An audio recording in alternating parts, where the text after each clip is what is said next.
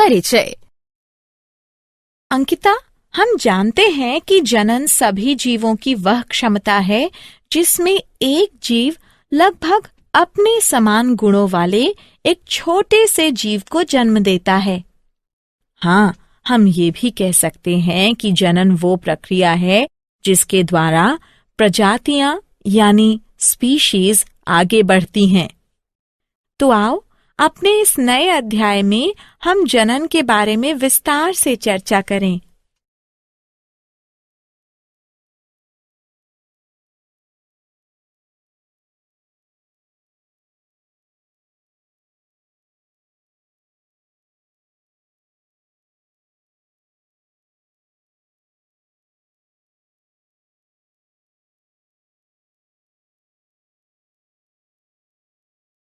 उद्देश्य।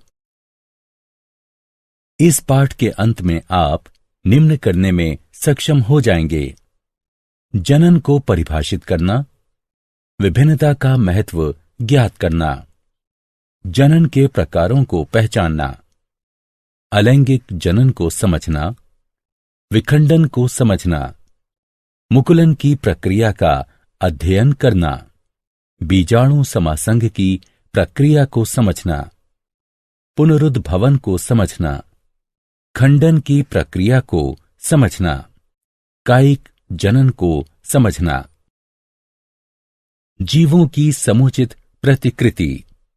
एक ही प्रजाति यानी स्पीशीज के विभिन्न जीव एक समान दिखाई देते हैं क्योंकि उनके अभिकल्प यानी डिजाइन समान होते हैं। जनन प्रक्रिया द्वारा शारीरिक अभिकल्प के ब्लूप्रिंट निर्मित होते हैं। हम ये पहले से ही जानते हैं कि प्रत्येक जीव कोशिकाओं से मिलकर बना हुआ है तथा प्रत्येक कोशिका में केंद्रक में गुणसूत्र पाए जाते हैं। डीएनए के रूप में जनक से गुणों की संतति पीढ़ी में पहुंचाने के लिए इन गुणसूत्रों में सूचनाएं एकत्रित होती हैं। डीएनए में प्रोटीन संश्लेषण हेतु सूचनाएं निहित होती हैं। प्रत्येक कोशिका विभाजन के बाद डीएनए प्रतिकृतियन होता है तथा 2 प्रतियां बनती हैं। कोशिका विभाजन के परिणाम स्वरूप प्रत्येक कोशिका 2 संतति कोशिकाओं में विभाजित हो जाती है। विभिन्नता का महत्व। प्रतियां बनते समय डीएनए की सूचनाओं में बदलाव आ जाता है जिससे निर्मित हुई प्रोटीन भिन्न हो जाती है तथा इस प्रकार जनक प्रजाति यानी स्पीशीज से विभिन्नता आ जाती है जो कि जैव विकास का आधार है। जनन की प्रक्रिया के परिणाम स्वरूप जीवों की समष्टियों द्वारा निकेत भरे हुए हैं। बाह्य कारकों जैसे ताप, जल स्तर, उल्कापात के कारण निकेत में अचानक प्रबल परिवर्तन आ जाते हैं। परिणाम स्वरूप संपूर्ण समष्टि नष्ट हो जाती है किंतु कुछ जीवों के बच जाने की संभावना रहती है। हम उपर्युक्त चर्चा को एक उदाहरण की सहायता से समझ सकते हैं। शीतोष्ण जल में पाए जाने वाले जीवाणुओं की कोई समष्टि है तथा वैश्विक ऊष्मीकरण के कारण जल का ताप यदि बढ़ जाता है तो अधिकतर जीवाणु व्यष्टि मर जाएंगे, परंतु उष्ण प्रतिरोधी क्षमता वाले कुछ परिवर्त ही जीवित रहते हैं तथा वृद्धि करते हैं। अतः विभिन्नताएं प्रजातियों यानी स्पीशीज की उत्तरजीविता बनाए रखने में उपयोगी हैं। जनन के प्रकार। अलैंगिक जनन। जनन 2 प्रकार का होता है: अलैंगिक जनन, लैंगिक जनन। जब संतति की उत्पत्ति एकल जनक द्वारा युग्मक यानी गैमीट निर्माण की भागीदारी के साथ अथवा इसकी अनुपस्थिति में हो तो वह अलैंगिक जनन कहलाता है। उदाहरण: अमीबा में द्विखंडन, हाइड्रा में मुकुलन, राइजोपस में बीजाणु समासंग और पुष्पी पौधों में कायिक जनन। अलैंगिक जनन में कोशिका विभाजन असमसूत्री या समसूत्री होता है जो नए जीव उत्पन्न होते हैं वे बिल्कुल अपने जनक से मिलते जुलते होते हैं तथा यह एक तीव्र गुणनात्मक यानी बहुलीकरण विधि है। अलैंगिक जनन की कमियां ये हैं कि इसमें एक पीढ़ी से दूसरी पीढ़ी में एक समान जीव ही उत्पन्न होते हैं तथा जैव विकास संभव नहीं हो पाता है, जिससे कि विविधता उत्पन्न नहीं होती है।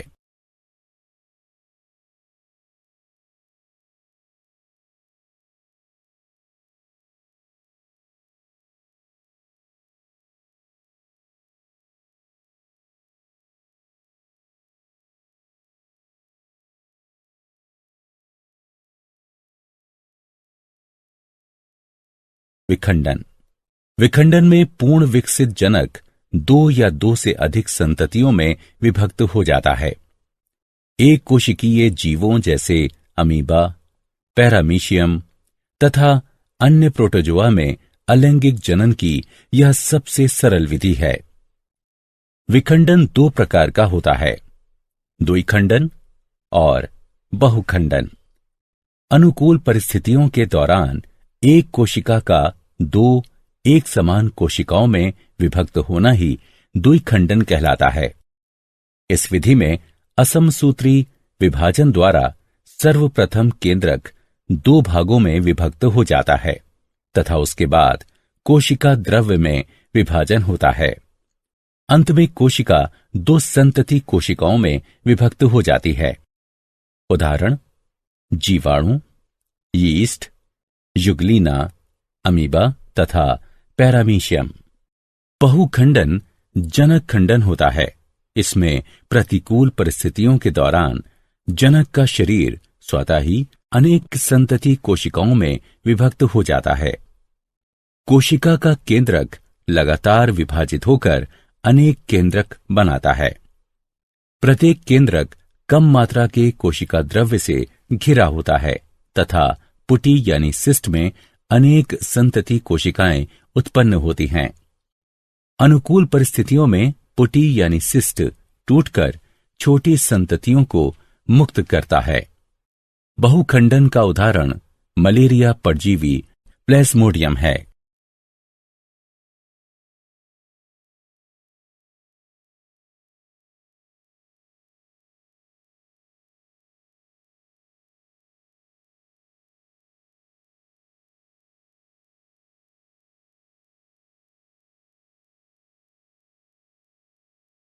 मुकुलन।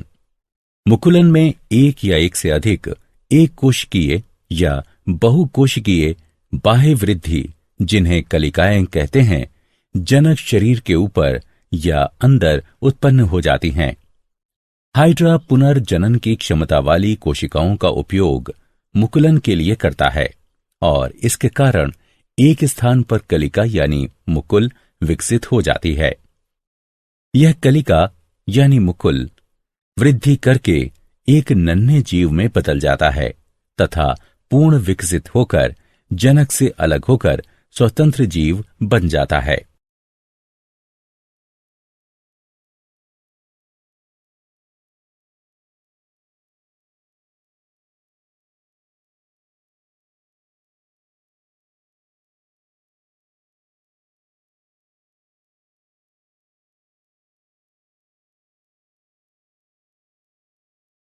बीजाणु समासंग। जब ब्रेड के एक टुकड़े को कुछ दिनों के लिए नमी और अंधेरे में रख दिया जाता है तो वायु में उपस्थित राइजोपस के बीजाणु ब्रेड पर चिपक जाते हैं और राइजोपस का एक नई कवकी पौधा उत्पन्न हो जाता है। राइजोपस में एक गांठ जैसी संरचना पाई जाती है जो कि जनन में भाग लेती है। इसे बीजाणुधानी कहते हैं। इसमें बीजाणु पाए जाते हैं जो कि नए राइजोपस में विकसित हो जाते हैं।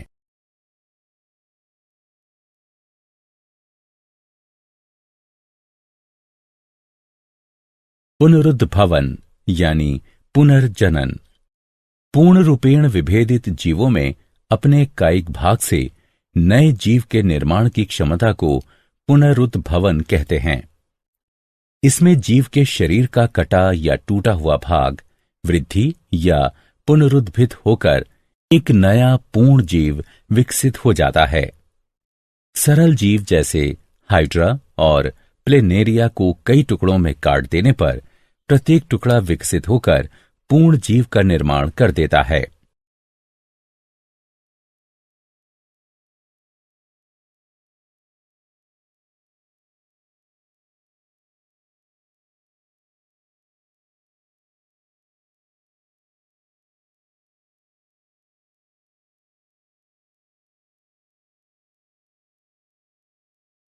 खंडन।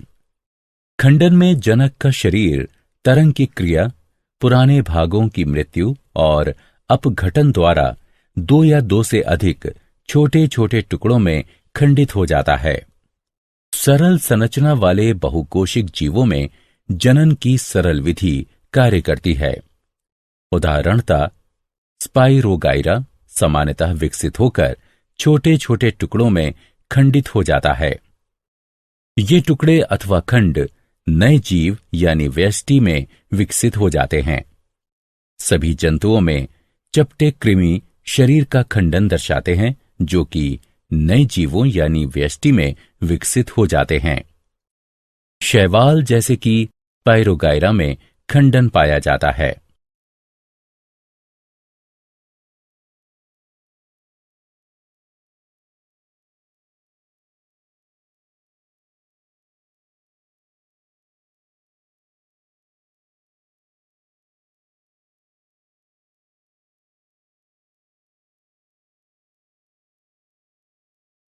कायिक जनन। कायिक जनन गुणन यानी बहुलीकरण की वह प्रक्रिया है जिसमें जनन अंग की सहायता के बिना ही पौधे के पुराने भागों जैसे तने, जड़ों तथा पत्तियों से एक नया पौधा विकसित हो जाता है। कायिक प्रवर्धन दो प्रकार का होता है, प्राकृतिक कायिक प्रवर्धन और कृत्रिम कायिक प्रवर्धन। प्राकृतिक कायिक प्रवर्धन। सभी बीज वाले पौधों में प्राकृतिक कायिक प्रवर्धन बहुत प्रचलित है। ये तीन प्रकार का होता है, जड़ों द्वारा, तने द्वारा और पत्तियों द्वारा। जड़ों द्वारा कुछ पौधे अपने ऊपर अपस्थानिक कलियों का विकास करते हैं, उदाहरण अमरूद और शीशम। कुछ गांठदार अपस्थानिक जड़ों के अलावा अपस्थानिक कलियों में भी उचित मात्रा में भोजन पाया जाता है, उदाहरण डहेलिया तथा शकरकंदी। तने द्वारा कुछ पौधे तने के बिखरने तथा शाखित प्रकंदों द्वारा कायिक जनन करते हैं, उदाहरण केला, अदरक तथा हल्दी। तना कंद आलू तथा चुकंदर में पाए जाते हैं। आलू का कंद भूमिगत शाखित तने का एक फूला हुआ शीर्षस्थ भाग होता है, जिस पर की अनेक आंखें या गांठें पाई जाती हैं। प्रत्येक आंख में एक या अधिक कलिकाएं पाई जाती हैं। आंख पर पाई जाने वाली कलिकाओं से नए पौधे उत्पन्न होते हैं। आलू के पौधे कंदों द्वारा उगाए जाते हैं, बीजों द्वारा नहीं। ऊपरी भूस्तारी एक वायवीय कमजोर तना होता है, जैसे कि मैदानी घास, पुदीना, जो कि सतह पर फैलकर पर्व संधियों पर अपस्थानिक जड़ों को जन्म देते हैं। जब पौधे का पुराना भाग मृत हो जाता है तो जनक पौधे से शाखाएं अलग हो जाती हैं तथा स्वतंत्र पौधों का निर्माण करती हैं। बल्ब भी कलिकाएं धारण करते हैं, उदाहरण लहसुन तथा प्याज। घन कंदों जैसे क्रोकस, अरुई यानी कोलोकासिया आदि में भोजन उचित मात्रा में संगृहित होता है तथा ये अनेक अपस्थानिक कलिकाएं भी धारण करते हैं। पत्तियों द्वारा कुछ पौधों में मांसल पत्तियों के कटीले यानी खांचे युक्त पार्श्व अपस्थानिक कलिकाओं को धारण करते हैं। जब पत्ती मृदा पर गिरती है तो अनुकूल परिस्थितियों में कलिकाएं छोटे पौधों में विकसित हो जाती हैं। नवीन पादप पृथक होकर स्वतंत्र पौधों में विकसित हो जाते हैं, उदाहरण ब्रायोफिलम बिगोनिया। कृत्रिम कायिक प्रवर्धन। मालियों तथा बागबानों ने कृत्रिम कायिक प्रवर्धन की विभिन्न पद्धतियां विकसित की हैं। कटाई, पर्तन, कलम लगाना, मुकुलन और ऊतक संवर्धन आदि कुछ सामान्य पद्धतियां हैं। कटाई। कटाई जड़, तना अथवा पत्ती का एक अलग हुआ भाग है जो कि आंशिक रूप से नम मिट्टी में गड़ा हुआ होता है। अनेक पौधे जैसे गन्ना, गुलाब, नींबू, अंगूर, कोकोआ, बोगेनविलिया आदि कटाई के माध्यम से ही प्रवर्धित किए जाते हैं। पर्तन। जनक पौधे से पौधे के अलग होने से पूर्व तने की शाखाओं में अपस्थानिक जड़ें बन जाती हैं। तने की शाखा परत कहलाती है तथा यह प्रक्रिया पर्तन कहलाती है। यह विधि नींबू, अमरूद, हिबिस्कस, बोगेनविलिया, चमेली, रसभरी तथा अनेक सजावटी पौधों में प्रयोग की जाती है। कलम लगाना।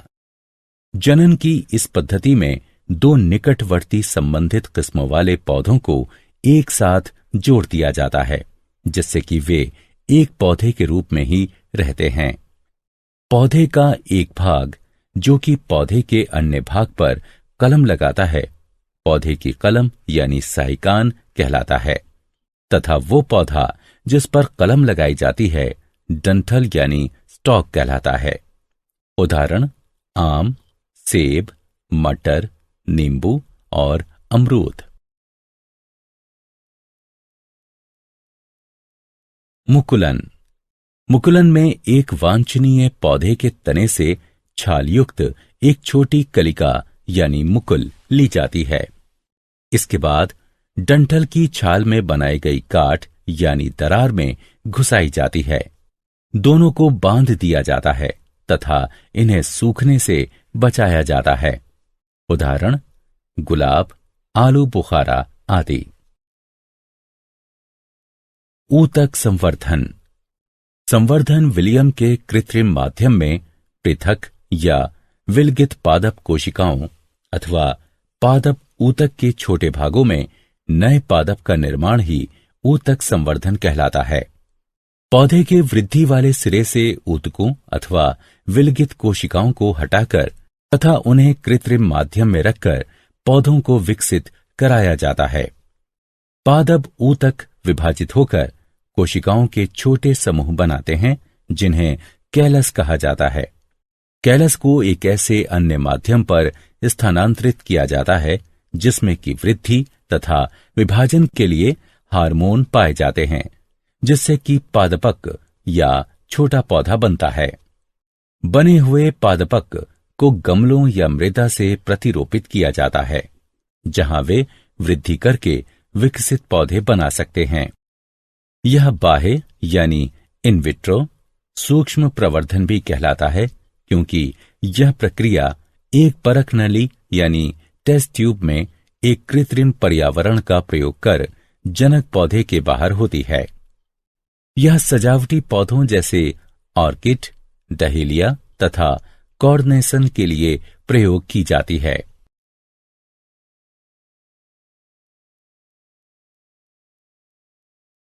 कायिक प्रवर्धन के लाभ तथा हानि। आइए कायिक प्रवर्धन से होने वाले कुछ लाभों तथा हानियों की चर्चा करते हैं। लाभ। कायिक प्रवर्धन एक सस्ती, आसान तथा तेजी से होने वाली प्रक्रिया है। कायिक प्रवर्धन द्वारा जनक पादप के गुण यानी लक्षण संग्रहित रहते हैं। कायिक प्रवर्धन उस पौधे के प्रवर्धन में भी सहायक है जो कि जीवन शक्ति वाले बीज उत्पन्न नहीं करता है। हानियां। कायिक प्रवर्धन से पौधों की संख्या में आवश्यकता से अधिक वृद्धि हो जाती है। इसमें कोई भी जैव विभिन्नता नहीं पाई जाती है तथा पौधे पर्यावरण के कम अनुकूल हो जाते हैं। जनक पादपों में पाए जाने वाले रोग संततियों में स्थानांतरित हो जाते हैं।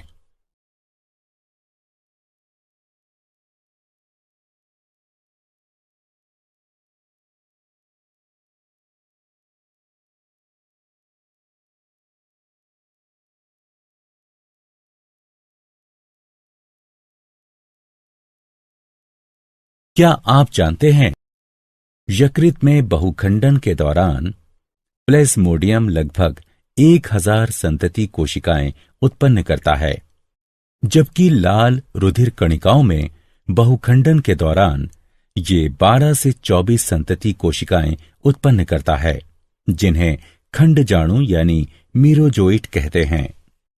जीर्णोद्धार पुनरुद्भवन शरीर की खंडित कोशिकाओं के पुनर्निर्माण की एक प्रक्रिया है। उदाहरण, मानव में नवीन लाल रुधिर कणिकाओं द्वारा मृत लाल रुधिर कणिकाओं का प्रतिस्थापन तथा घाव भरना। पुनर्निर्माण यानी पुनरुत्पादन। पुनरुद्भवन शरीर के खोए हुए भाग के पुनर्विकास की एक प्रक्रिया है। उदाहरण, छिपकली में पूंछ, हाइड्रा, प्लेनेरिया आदि। बुलबिल छोटी मांसल विशेषीकृत कलिकाएं होती हैं। जब वे भूमि पर गिर जाती हैं तो नए पादप को जन्म देती हैं।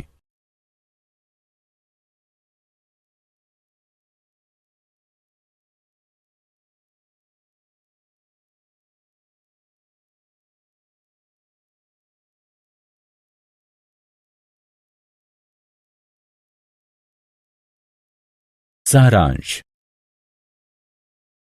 आइए हमने जो कुछ सीखा है उसे संक्षेप में दोहराएं। वह प्रक्रिया जिसमें वर्तमान यानी मौजूदा जीवों से नए जीव की उत्पत्ति होती है, जनन कहलाती है। अलैंगिक जनन में नए जीव एक ही जनक से बनते हैं। कुछ जीव जैसे स्पाइरोगायरा सामान्यतः विकसित होकर छोटे छोटे टुकड़ों में खंडित हो जाते हैं। ये टुकड़े अथवा खंड नए जीव यानी व्यष्टि में विकसित हो जाते हैं। पौधों जैसे मनी प्लांट, गुलाब, अंगूर आदि में कायिक प्रवर्धन कटाई द्वारा होता है।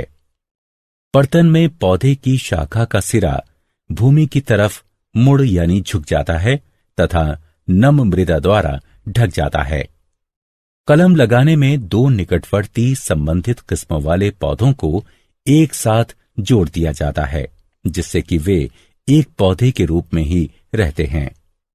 जंतुओं में अलैंगिक जनन की विभिन्न प्रक्रियाएं विखंडन, मुकुलन, खंडन तथा पुनरुद्भवन हैं।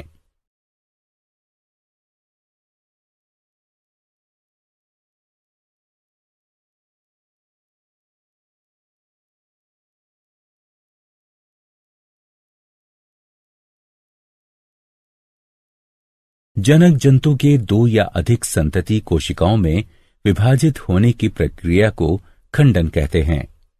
विखंडन दो प्रकार का होता है, द्विखंडन तथा बहुखंडन। द्विखंडन में दो संतति कोशिकाओं का निर्माण होता है। बहुखंडन में अनेक संतति कोशिकाओं का निर्माण होता है। मुकुलन में एक या एक से अधिक एक कोशिकीय या बहुकोशिकीय बाह्य वृद्धि, जिन्हें कलिकाएं कहते हैं, जनक शरीर के ऊपर या अंदर उत्पन्न हो जाती हैं। यीस्ट में कलिकाएं एक कोशिकीय होती हैं, जबकि हाइड्रा, स्पंज आदि में बहुकोशिकीय होती हैं। कलिकाएं बहिर्जात अथवा अंतर्जात होती हैं। खंडन में जनक का शरीर दो या अधिक भागों में खंडित हो जाता है, जिसमें से प्रत्येक विकसित होकर एक जीव का निर्माण करता है।